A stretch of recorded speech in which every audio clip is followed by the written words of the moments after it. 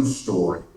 In November of 1943, representatives from 44 nations attended a conference at the White House. They met to create the United Nations Relief and Rehabilitation Agency, or the UNRWA. This agency would fund the relocations of millions of European refugees who suffered throughout the Holodomor and the Holocaust of World War II.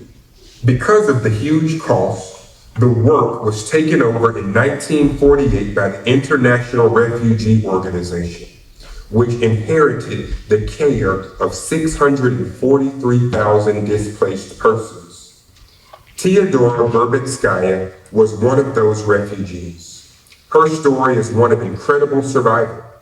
Teodora Verbitskaya's memoir and paintings by her daughter, Nadia Verbitsky, were discovered in 2000 by Mimi Shaw. This play is a dramatization of that memoir as translated by Teodora's granddaughter, Lucienne Vanillard.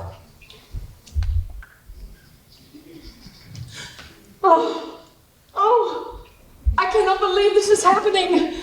But there it is, the ship that I am hoping will take me away to a new life. When I think about what my daughters and I have been through, so many days without any food, so many nights without knowing where to sleep safely, and then being locked in camps, horrible camps. Oftentimes, we had to lie about who we were just so we wouldn't be taken away to be shot. Is this a dream? Am I really leaving everything I've ever known? Little monk over Mariupol, places I call home.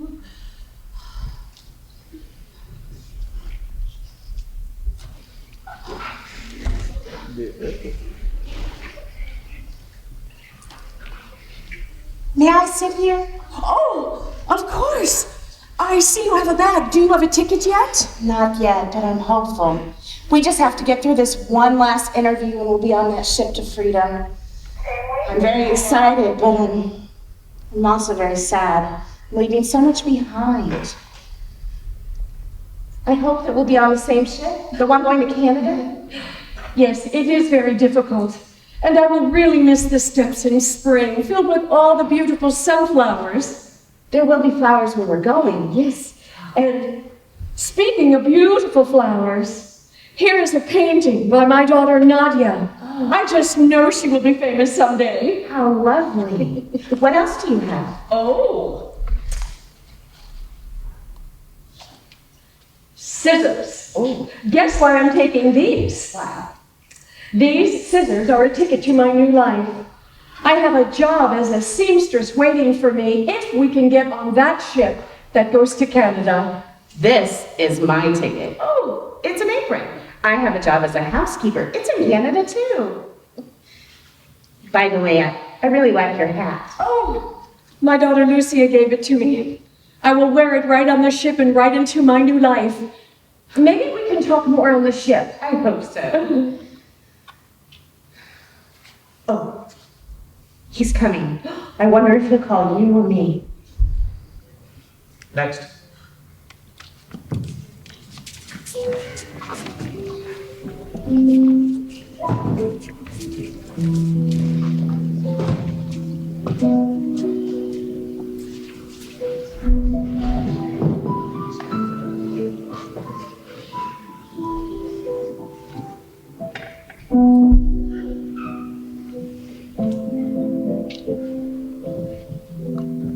Your name?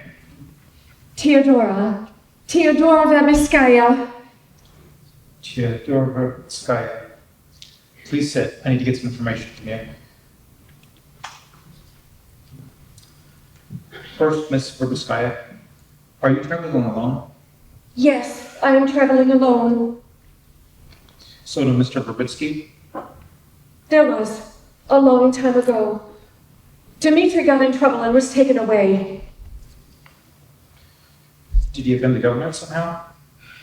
You could say that. He was the director of a technical school. His first mistake was, according to the government, allowing the sons of kulaks to attend the school. Kulaks. What is a kulak?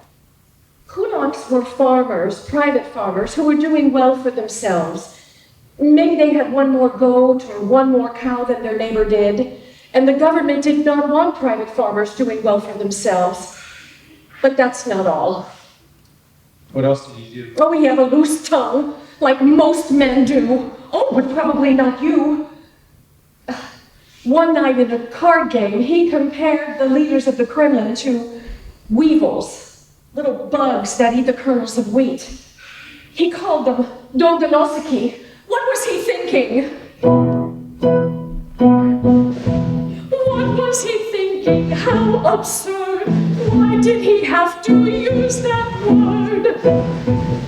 Why Dondonosiki? Didn't he know he would get in trouble? And we'd all have to go.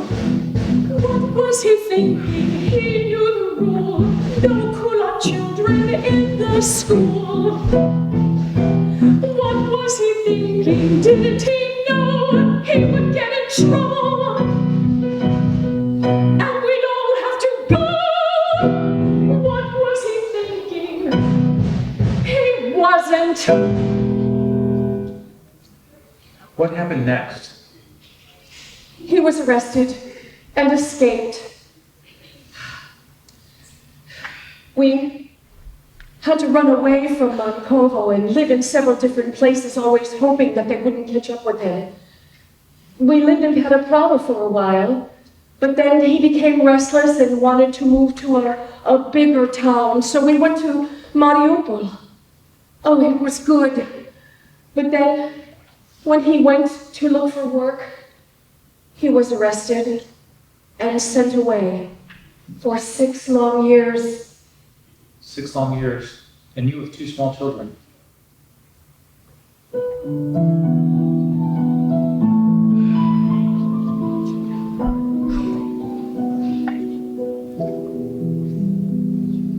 We made our home in the village of Mankovo. My husband was director of a school. He got in trouble, we had to leave because he broke some rules. We found a place in Bangkok, but he didn't want to stay. In Mariupol, he looked for work, was arrested and sent away for 6 long years. I had 2 children. What could I do for 6 long years? Somehow I made it through.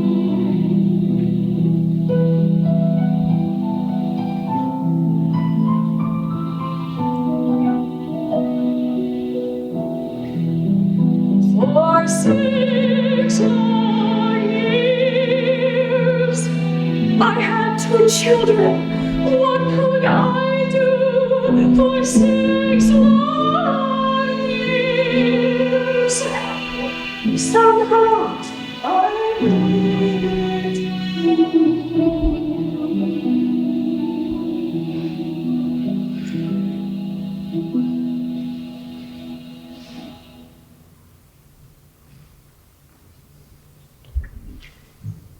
Then we'll list you as head of household.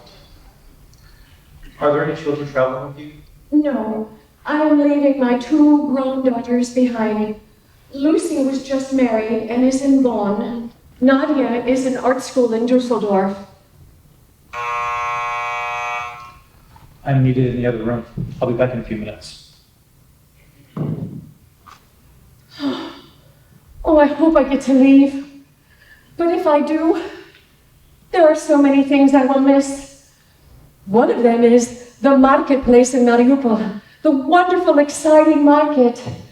We didn't have much money, but Lucia, Nadia, and I would walk around and smell the wonderful fresh baked bread. We would look at the fresh piles of fruit and vegetables.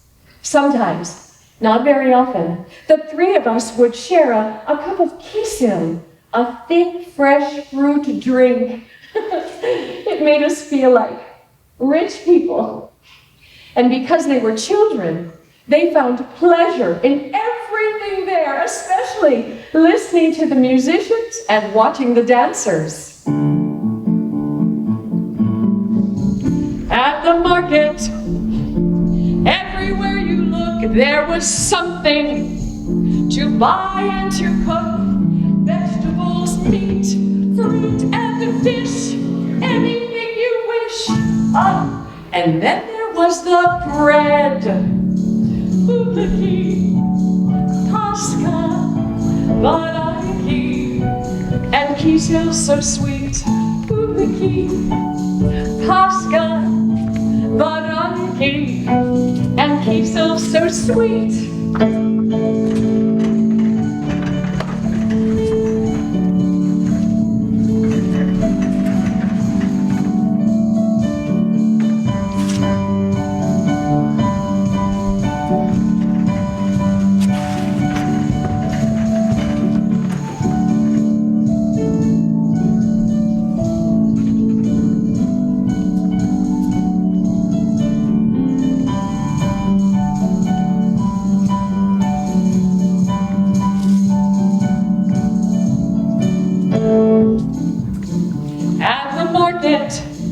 There was plenty to eat, there was music and dancing in the street.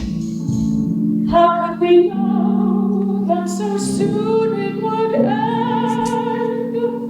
at the market in Mariupol? But that was then.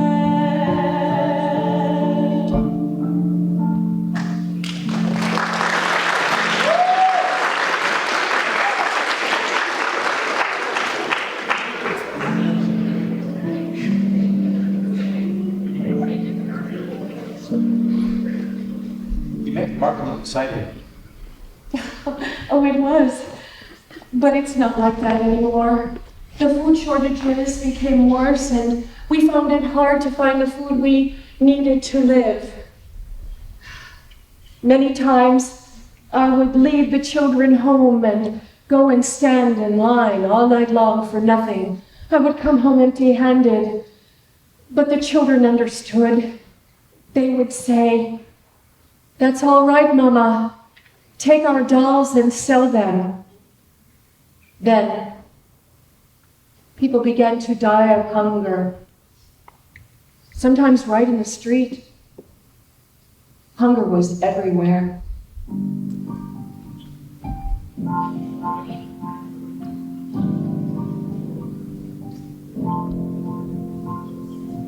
Everywhere there's hunger. Up and down the street, empty, hollow faces, nothing to eat. People disappearing in the dead of night. No one's asking questions. How can this be right? Stand in line, get in the queue, that's what you do. Stand in line, don't look ahead, you'll get no bread.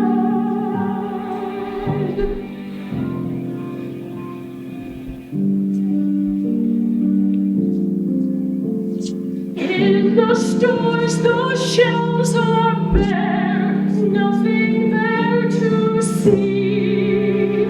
When I ask when they'll have more, they shake their head at me.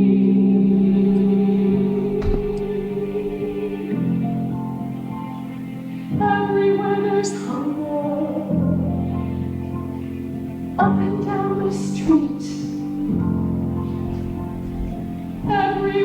there's hunger, hunger everywhere.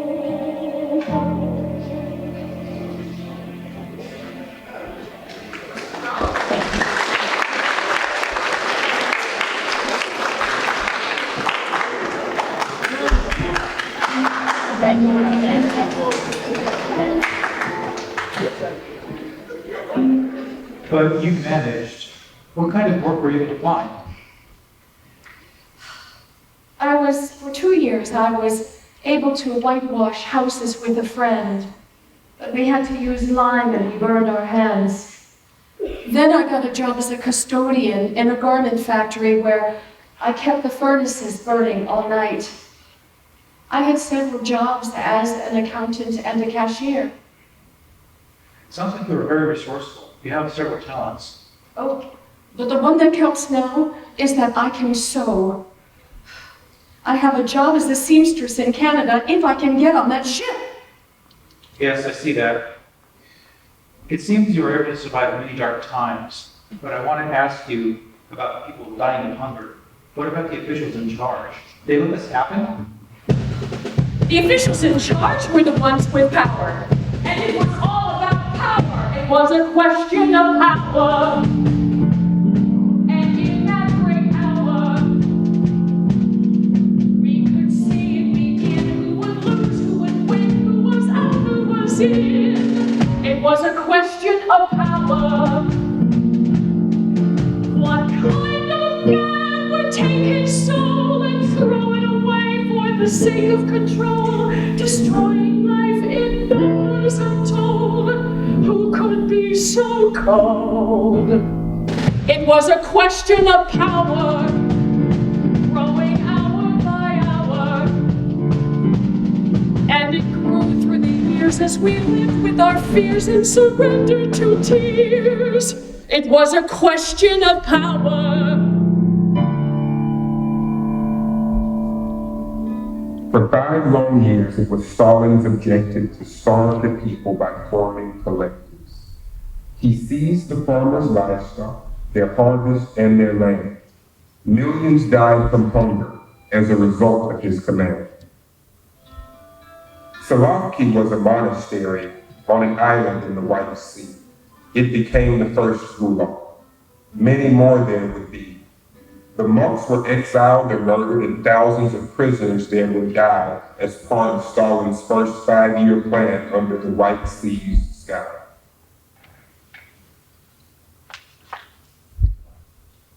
What about your husband? Was he able to help? Sometimes he was able to find small jobs, but not all the time. One time he got a job in a steel factory, and we had ration cards for bread for all of us. But we had to watch out for the orphan gangs, groups of children without families. They formed gangs and stole anything they could. Yes, I heard about that. They were not afraid of anybody. They'd steal the cook right off the person. They would hang from the top of a train or hide under the car. And then there were the Black Ravens. Large black trucks with small prison cells inside. They would take people away in the middle of the night. Those people were never seen again. No one was safe.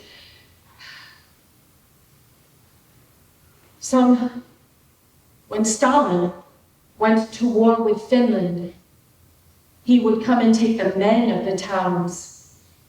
Some boys as young as 12 were taken away and put into military duty when Stalin went to war with Finland. The boys that my daughters knew simply disappeared into the army.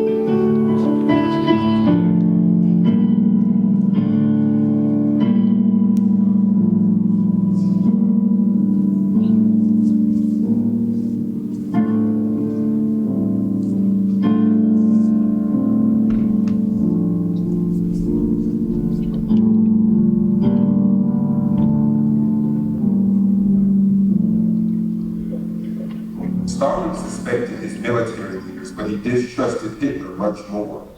So he set his sights on Finland's borders. To annex them, he went to war. His military losses were staggering. He gained some land, but Finland was still free. Then Hitler began his takeover with the forces of Germany. When Germany invaded Poland and Soviet Ukraine, Hitler would put his stamp on history by rounding up people he saw as unworthy and putting them into camps. Ukrainians, Greeks, and Poles were forced to work until they died. Jews and Gypsies were sentenced to death, forming a tragic tie. What kind of man would take his soul and throw it away for the sake of control, destroying life in numbers untold? Who could be so cold? It was a question of power.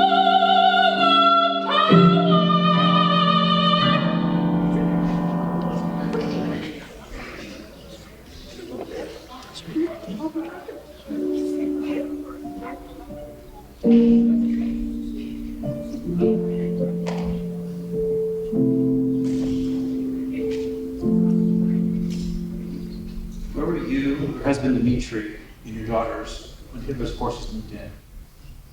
Dmitri had already been sent to the Gulag. The girls and I were still in Mariupol, but barely living. We had already been put into work groups by the Soviets to dig trenches around the city. Everyone had to do it. I was able to work alongside my daughters every day, and we would sing to make the time pass. Nobody working had any idea what those trenches would be used for. Soon, the Gestapo set up their headquarters there. They executed 7,500 Jews and left their bodies in the trenches that we had dug. What about the work camps? It says you were at several camps. Have you ever seen a camp? No. Or been to one? No, I haven't. I pray you never will.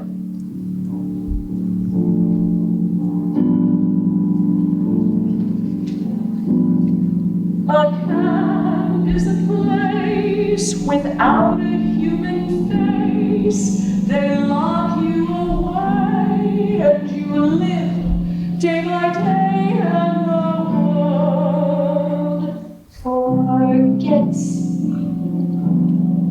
the person you need disappears in what you see.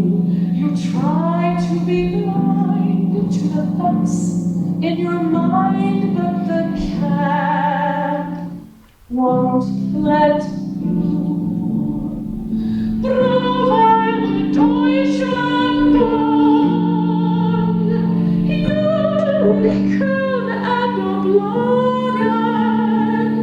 These names are burned in my heart, never to be forgotten.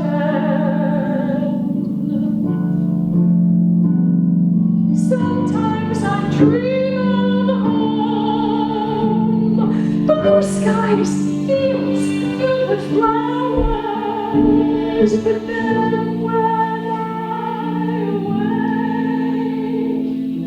I only see walls and towers. My camp is a place without a human face. They lock you away and you live day by day, and the world forgets you.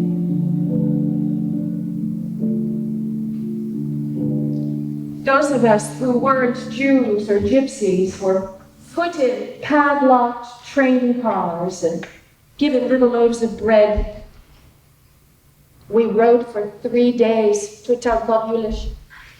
There we were put into buildings, and we had to wear patches that said OST, Osterweiter. That meant we were forced laborers. The prisoners were so hungry they fought over food. They were like wild animals. And when they grabbed the food, the guards would beat them back. As hard as it was for me, I was glad when my daughters could leave. They were chosen to work as maids for two of the wives of the German leaders, and I was sent off to a nearby camp in Kulm to work in a factory. So you and your daughters were separated. That must have been very painful for you. Yes, it was so painful. But one Sunday, I got a pass, and I was able to walk to the house where one of my daughters was working. I was horrified to see that the area had been bombed, but I was lucky to find her in the wreckage. So we walked back to the camp where my other daughter was waiting.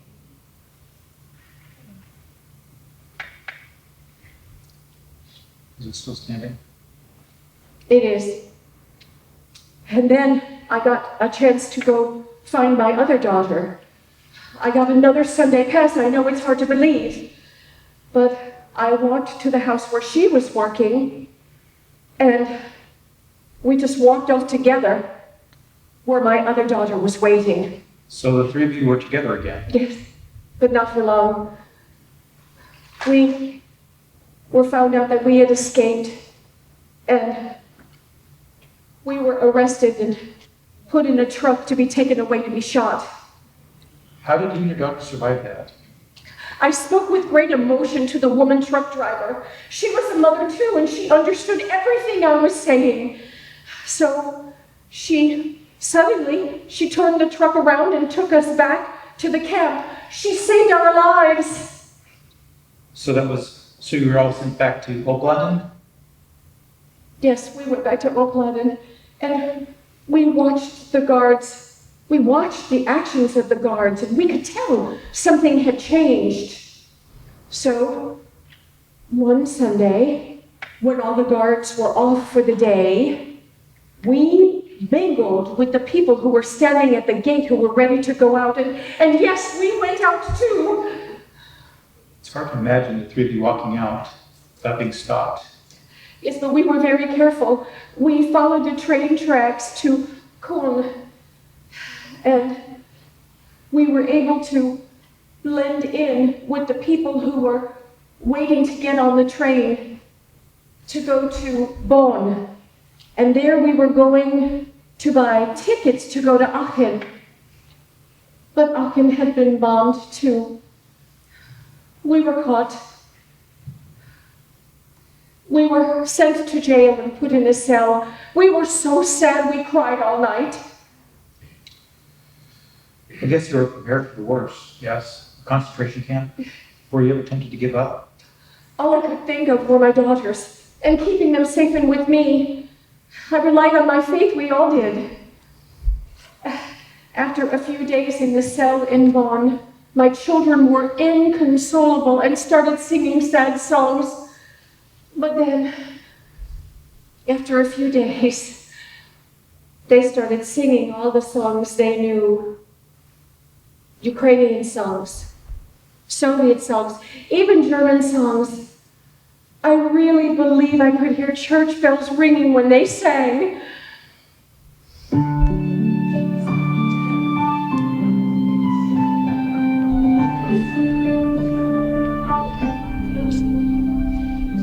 In the dark and gloomy cell, a board would be our bed.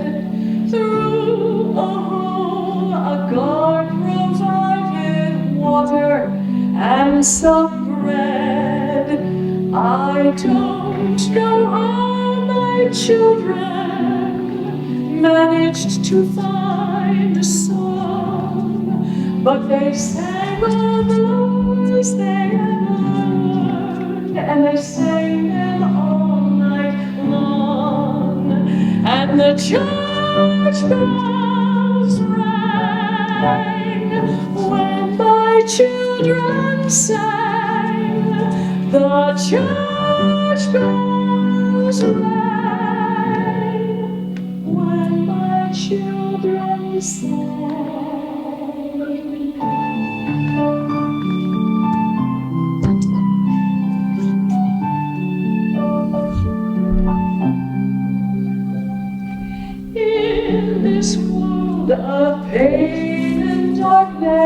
sometimes a light appears. And when we are least prepared, it shines through all our fears. When my children started singing, it lifted me to my misery. Songs of sadness, songs of joy, and it seemed to me that the church bells rang when my children sang. The church bells rang when my children sang.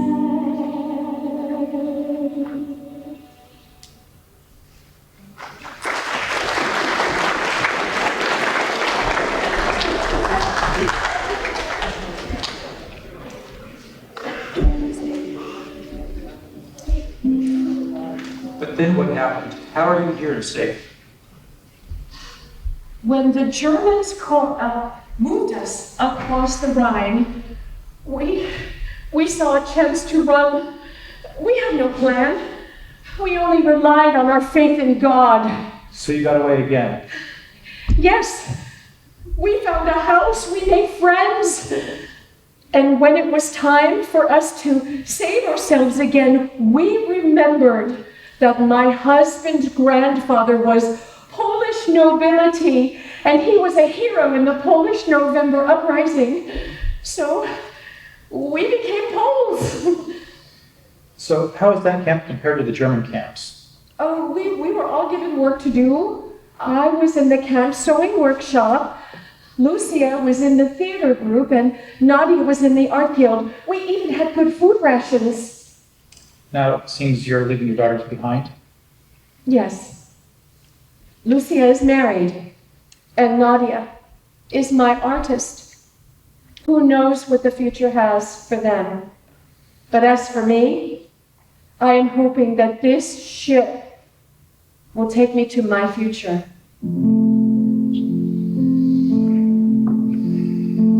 I've listened to her story, and I know what I should do. I'll do it for my children, and for their children too. It's all a question of power, and so what should we do? We have to teach our children, and teach their children too.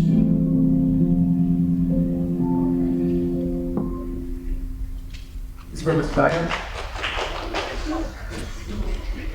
I'm going to see you get on that ship. What you can there. Here's your ID card and your pass. You're on deck 2 of USS General Sturgis, the ship Freedom.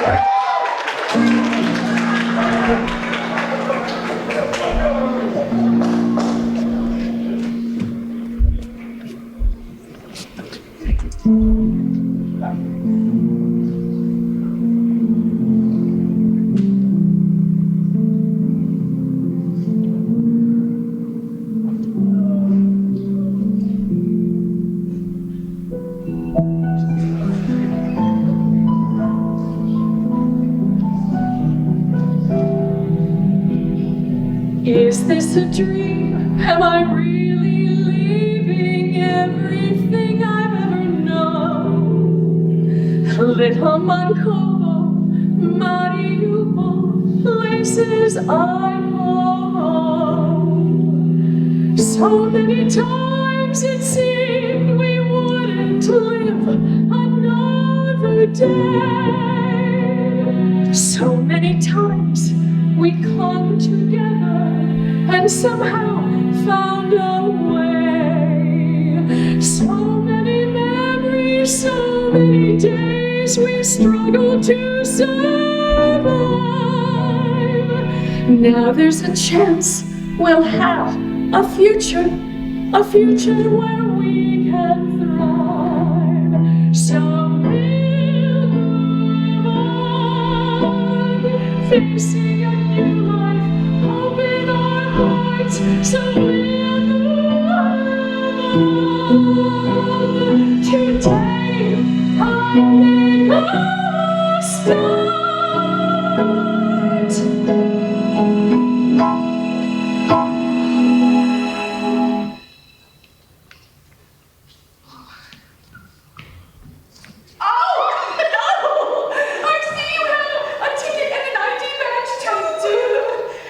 What you were saying about your children.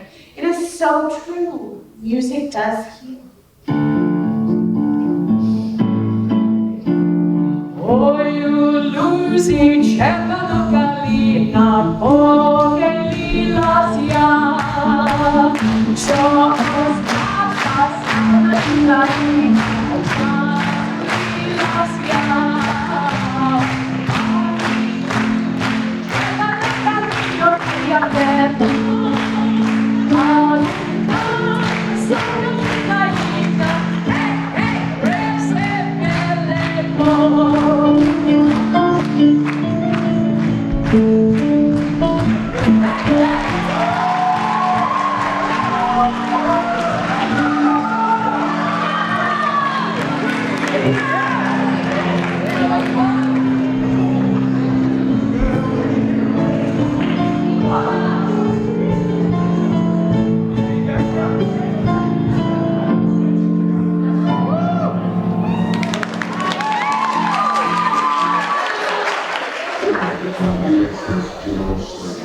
On the 2nd of January, 1948. Her daughter, Nadia, followed later that year via the same route. Teodora was an accomplished seamstress and saved enough money to buy and then manage a boarding house in Toronto. Years later, Teodora learned that her daughter, Lucia, had died of cancer in 1950. She had been exposed to toxic chemicals in the Nazi work camps. When Teodora heard the sad news, she composed this epilogue to Lucia. You flow so quietly and calmly, mighty Rhine. Your deep blue waters carried from afar. Your shore forever will remain my Palestine. I search among the people, but don't see, beloved, dearest, cherished mine. Here is the stone where the two sisters loved to sun, bathing in the light and in the sparkling water. Both were so lovely then as young. Here rang their vibrant peals of laughter. Here caught the wind their joyful song. Year after year has passed now, fleeting by. She has so long been in the grave, but yet the shore will still abide. I search for her dear footprints there, but precious tracks erased by ever-rushing tide.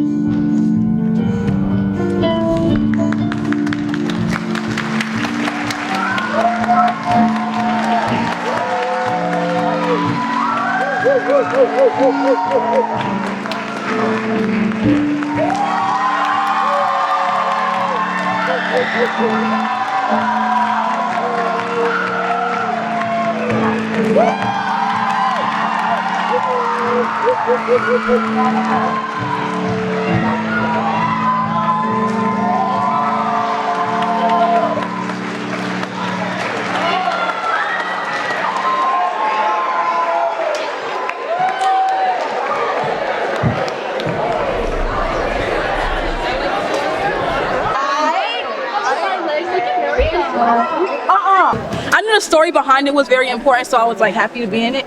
But like I was nervous the whole time, but also excited. I was very honored to be a part of something so big. Yeah. Like, especially not knowing that it was this big until like a few weeks ago. Yeah. It's like Yeah, definitely.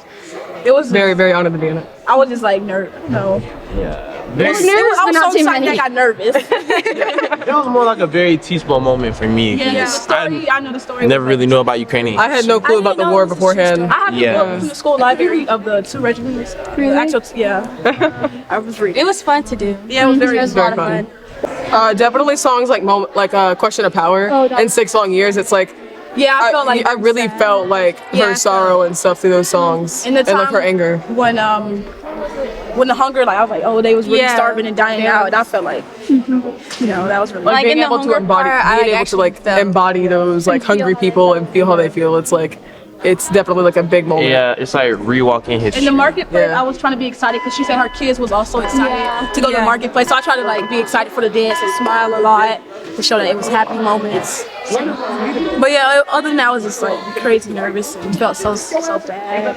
Like 6 Long Years, I felt so sad. 6 Long Years is a very sad Yeah, song, it was. Yeah. And I just heard the melody like, no problem. Thank you. Thank you. Oh, hey, Crystal. Over here, my good.